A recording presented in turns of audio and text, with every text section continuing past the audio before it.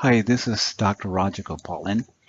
This is a very short video clip that I want to do to illustrate how machine learning, which is a branch of artificial intelligence, can be used to predict acute illnesses such as sepsis, respiratory failure, congestive cardiac failure, myocardial infarction, or even chronic diseases like kidney or liver disease, diabetes, etc.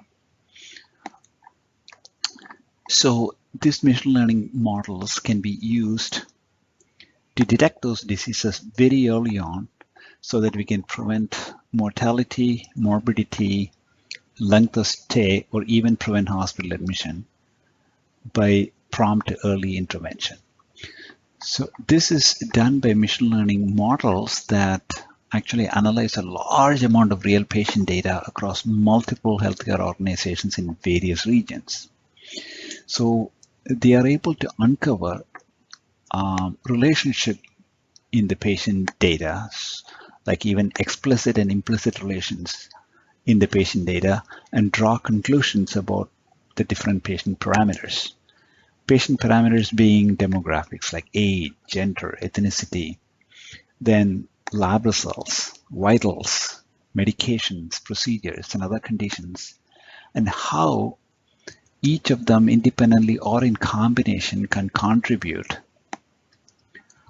towards an impending acute illnesses or outcome.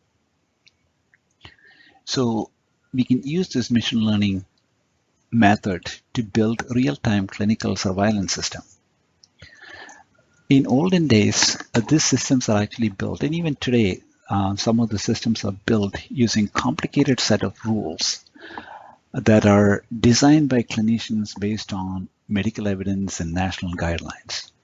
And they work pretty good, but they take a long time to build, and the rules are static, and they need to be modified based on new evidence or even based on local patient population.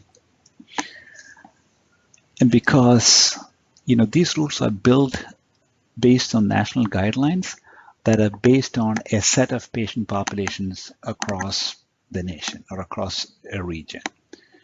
So this may not be applicable to a different population. So that is the problem with the static rules. And obviously, the whole idea is one size definitely won't fit all, right?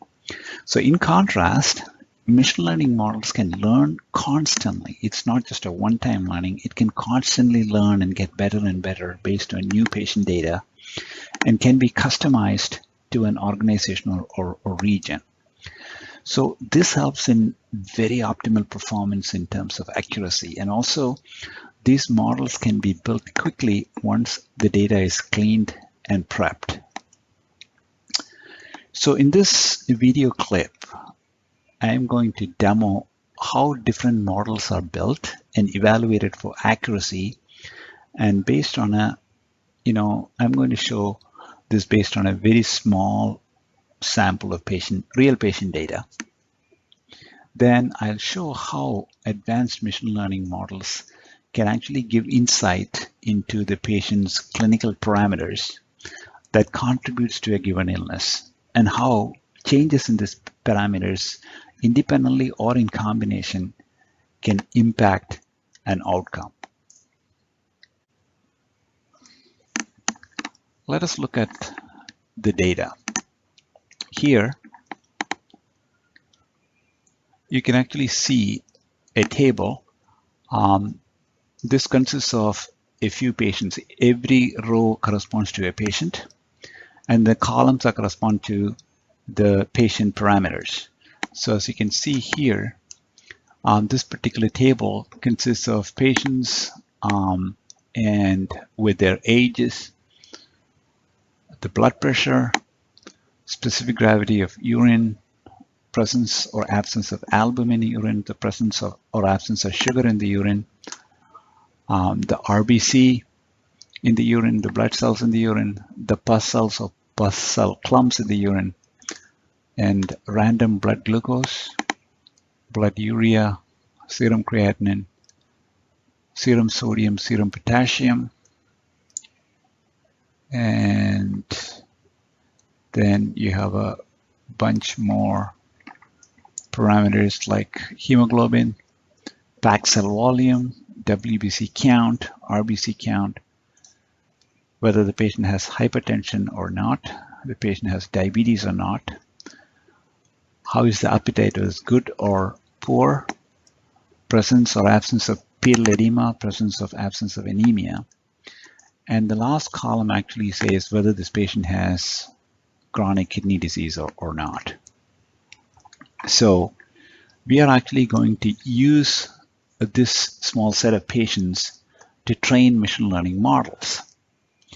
Since there are a number of parameters, it's very difficult to understand the relationship between those parameters. So it's basically, it's a multi-dimensional space, right? So we can visually see the relationship between the parameters in a two-dimensional graph or a three-dimensional graph. So I can show you a chart here. So this chart is a three-dimensional scatter plot. So I chose three parameters that happen to influence the presence or the absence of the kidney disease that has been revealed by the model. So I'll show you that. But knowing that, so I'm choosing those three parameters. Here in this scatter plot, the blue dots corresponds to the patients with kidney disease, and the red dot corresponds to the patients with no kidney disease. Now you can see in the scatter plot that there is reasonably good separation between the patients who have kidney disease and the patients who don't have kidney disease. And then you have three of those parameters like hemoglobin, specific gravity, and RBC count.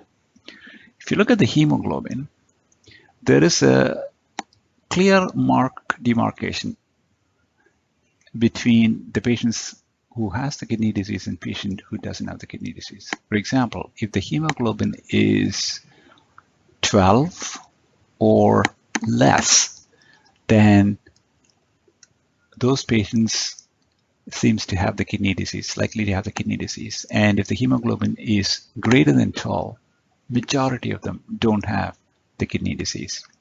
And if you look at the RBC count, there is a pretty good demarcation as well. So patients with an RBC count of 4 or more, you see those don't have the kidney disease. And if the RBC count is 4 or less, you can see most of the patients have kidney disease. What about specific gravity? Is there a demarcation? So in this angle of view, we are not able to see it. So I'm going to kind of turn this around a little bit. If I turn this, you can see that even specific gravity, there's a clear demarcation here. So if you see that,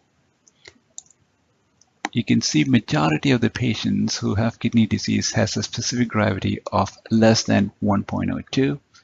And if you have a specific gravity of 1.02 or above, majority of them don't have kidney disease. So as you can see here, these three parameters kind of divide the patients who have kidney disease or who don't have kidney disease. So like that, we can choose different parameters. You can, in a combination of three of them, which you can visually see.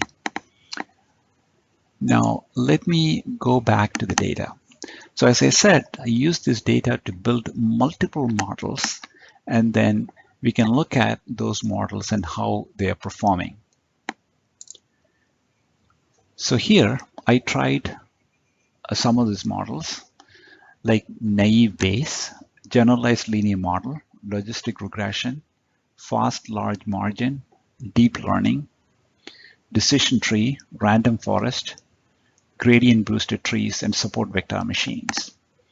Now out of that, if you look at the classification error, the one that has got the minimum classification error is the generalized linear model. That is only 1.7% classification error. So that is the best performing model for this particular data. So if it's a different set of data, it'll be a different model that might perform well. But in this particular one, the generalized linear model performs much better, followed by the gradient boosted tree is 4.3, then random forest 7.0, deep learning 7.9, etc. Right? And it's also represented in this graph, and which is the best performing model based on the classification error. As you can see, generalized linear is performing much better. And then if you look at the ROC is the receiver operating curve. There's area under the curve, that AUC, that's what generally called. So if the AUC is large, the area under the curve, so that is it's better. So in this particular case, as you can see, generalized linear model has, this is the line for that. So it has got the best performing model. It has got the largest area under the curve. So let us look at the model in a little bit detail, especially the generalized linear model. So if you look at the weights, so it actually lists the parameters that actually makes a difference. In other words, the important parameters that distinguish whether the patient has a kidney disease or not. We looked at the scatter plot, and we already found out that RBC, hemoglobin, and specific gravity actually has, determine, whether the patient has kidney disease or not. I've already looked at the model. That is why I actually chose these three for the scatter plot. If you don't have it, then it's very difficult to figure which one actually makes a difference. But the machine learning literally kind of, list them in an order. So RBC, hemoglobin, and specific gravity, sodium, random blood glucose are on the top of the list in terms of their influence on determining whether the patient has a kidney disease or not, whereas potassium, pus cells, portal edema, hypertension, has a minimal impact. This is again based on this set of patients. That doesn't mean that if we try it on a different model, on a different patient population, it'll be different. That is why the beauty of the machine learning is that it can adapt itself to the different population. That way it'll be able to perform much better on the population on which it is trained, similar populations on which it is trained. Now let's look at the relative performance of, performance of this particular model. So it has got an accuracy of 98.3%, which is exceptionally good. It has got a classification error of 1.7%, as I've already told you. It has got an AUC, which is almost 100%. It has got a precision of 97.3 and a recall of 100%. So precision is actually called sensitivity. So it's based on, out of all the positive, how many of them are true positives? That is the precision. So it has got 97%, which means that, which you can actually see on this confusion matrix. So the precision here, the class precision, it says that it is 100% for no kidney disease.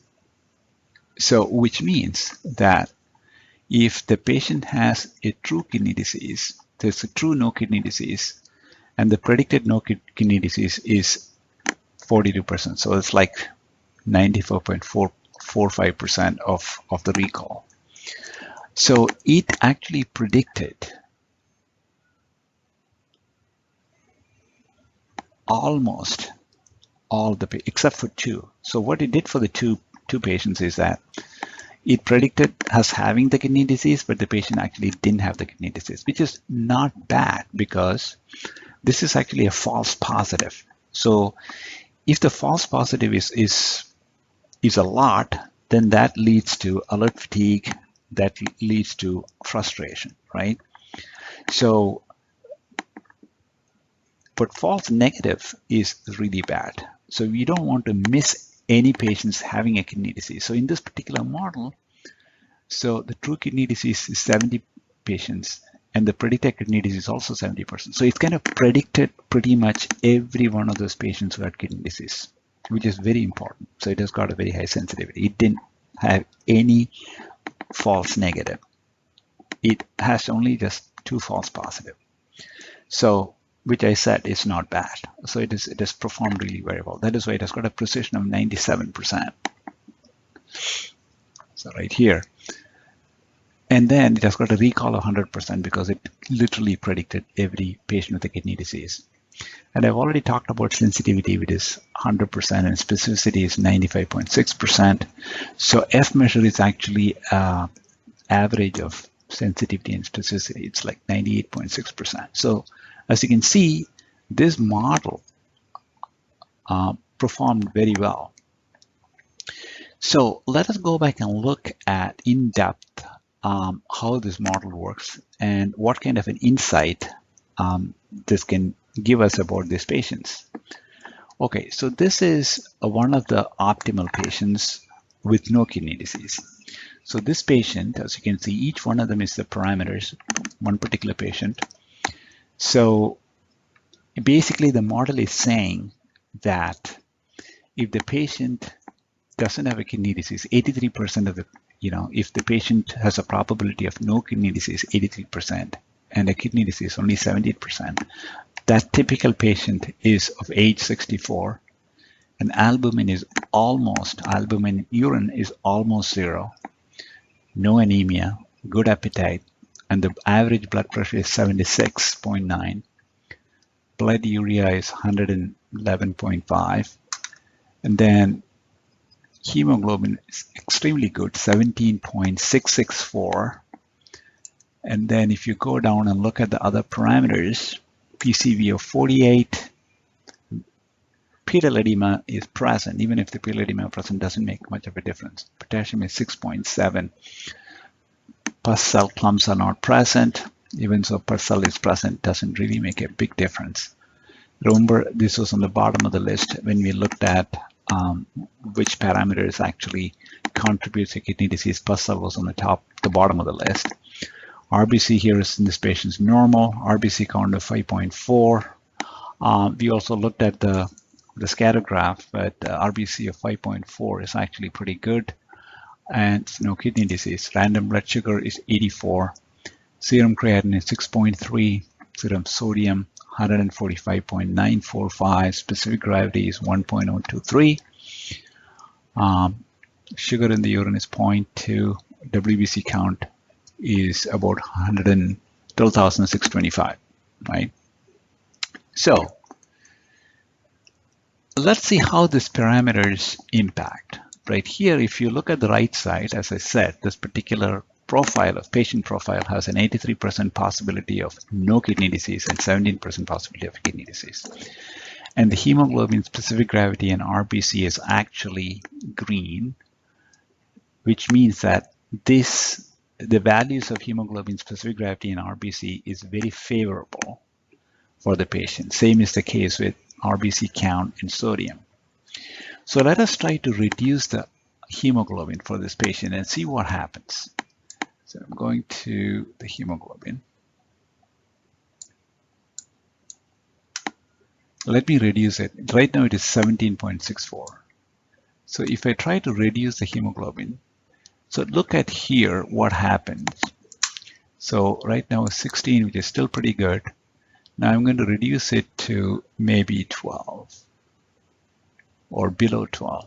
See, 12 seems to be kind of about 12.8 seems to be the tipping point.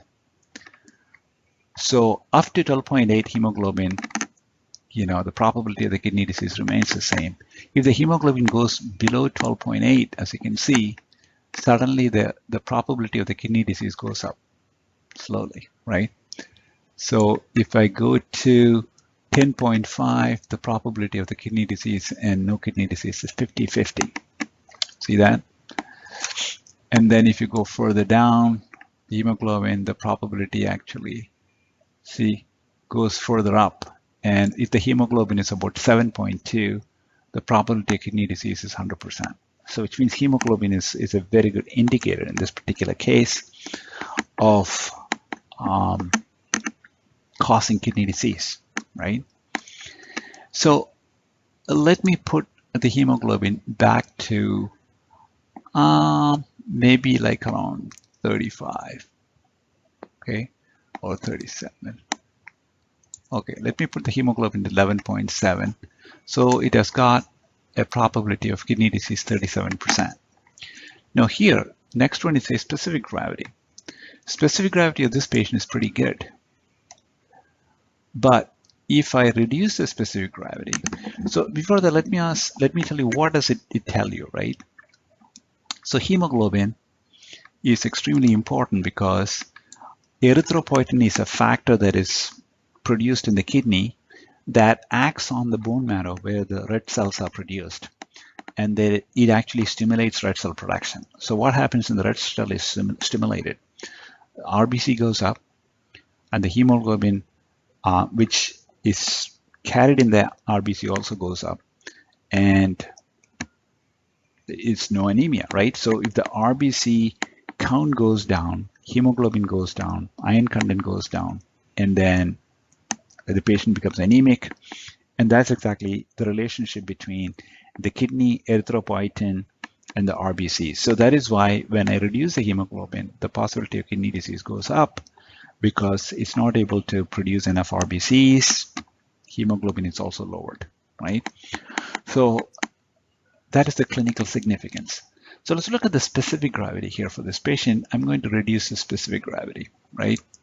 Right now, specific gravity looks pretty good, 1.023. So right now, the probability of the kidney disease is 37%. So if I reduce, make the urine dilute, see, the kidney disease probability goes up. Now it's 50%. If I go further down, it goes further down, right? So I can put it like as 80%. Let us say that with the specific gravity is 1.018, the kidney disease has gone up. See how hemoglobin affects, how specific gravity affects, hemoglobin by itself affects. So if the hemoglobin is not very low, then if the specific gravity starts getting affected, then that also increases the probability of the kidney disease. I've deliberately put it in the 80% because let us look at the next ones, the RBCs, right? So right now the RBC is normal here. So if I flip it, let us say, to abnormal, now it goes up to 87%. See that? So if I flip that to normal and then put the specific gravity back to, let's say, make it 50%. So the kidney disease here is 50%. And then now if I go back and flip the RBC to abnormal, see from 50, it went back to 67%, the probability of 57%. So this gives you the idea how these three parameters, hemoglobin, specific gravity, RBC, contribute individually as well as in combination towards the kidney disease, right? So now albumin, right? Albumin is actually 0 for this patient, right? So now increase the albumin. Let me see, right now the kidney disease probability is 67, right? So if I increase the albumin, see, now albumin becomes very important. So when you increase the albumin in the urine to 0.9, the kidney disease probability has gone up to 100%. See that? So the point of this is that it's usually in the olden days, the machine learning is considered to be a black box. It'll be able to predict really pretty good, but it won't be able to give you insight into why it predicted what it predicted, right? Whereas here, you can actually go and deeper and look at each and every one of these parameters and how the machine learning literally pulled what parameters contributes to kidney disease, and you can kind of see how it impacts. So this is extremely important from a clinical perspective for the clinicians to understand, why is this patient having a kidney disease? What is the problem? It's the hemoglobin, it's the specific gravity. Specific gravity, obviously, when there's a kidney disease, what happens is the water is not reabsorbed, the urine is not reabsorbed in the tubules. That results in very dilute urine. That is why patients having kidney disease have very dilute urine. So that is why when I lower the specific gravity, then it's pointed to a higher probability of a kidney disease. Hemoglobin is erythropoietin. but specific gravity based on how dilute the urine is, right? So that's what happens. And another thing is that usually urine doesn't have any albumin. If the urine is damaged, then albumin or protein leaks into the urine. That is why when I increase the albumin, also the probability of kidney disease increased. So as you can see, it gives in-depth insight into what is going on with the patients with respect to the clinical parameters. So it is easy for the clinicians to understand what is going on and able to intervene. So in this particular patient, we need to intervene. Why is it the patient, what is happening with the kidney? Okay, the patient has a dilute urine. The patient has a very low hemoglobin. How can we correct that? And able to understand more about what is going on. So that is the beauty of the advanced machine learning, which is able to give insight into what is going on. So, so let me go back to the slide here.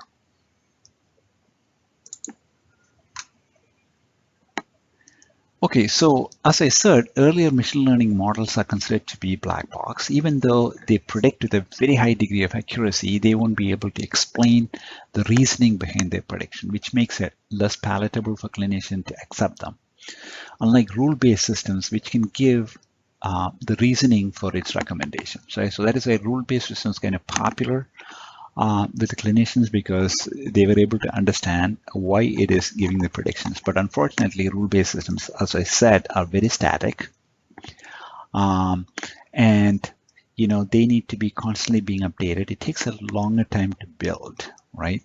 Whereas machine learning models can be very easy to build. So machine learning models are evolving at a very tremendous pace now, and there are various flavors of them. Like, I don't want to go into the technical details of it, but there are like genetic algorithms, adaptive machine learning, artificial immune system, which is kind of modeling the actual immune system in the body, decision tree, which can provide reasoning logic for its prediction. So in our own example, it didn't perform that well. The decision tree didn't perform that well. So if you look at the decision tree model, just look at the model itself. So you can see here, the decision tree didn't do a really good job. But what it did is that it divided the patients into two sets. Hemoglobin greater than 13, it said, the probability of no kidney disease is pretty high. So 73 patients out of 77, out of 80, with a hemoglobin of greater than 13.1, didn't have any kidney disease, which is a good one. So if the hemoglobin is less than 13, then if you look at the RBC count, if the RBC count is greater than 5.3, then out of 4 patients, 3 of them didn't have any kidney disease. Okay, but if the RBC count is less than 5.3 and the sodium is less than 148, then pretty much, if you can look at that, pretty much, only 4 out of 126 patients have kidney disease. So if hemoglobin is less than 13, RBC count is less than 5.3, and sodium is less than 148, then majority of the patients have kidney disease. So, but this is not a really good model, but at least you can see how it kind of divided the patients into having kidney disease and not having kidney disease. So let me go back. So as I said, ML models are really evolving with all this additional algorithms.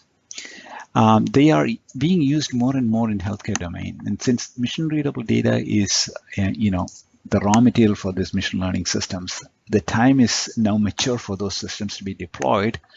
As you can see, with the advent of EMR, tons of structured data has been collected in the last 10 to 15 years. So that's just a gold mine for the machine learning to learn.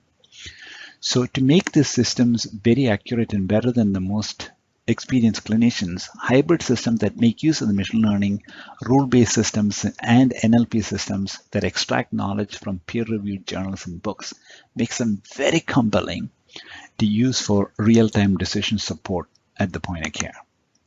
So hope this presentation was helpful to give you a very high 10,000 foot view of how machine learning actually helps build systems for prediction and how it actually gives you insight into what is going on going on with the patient.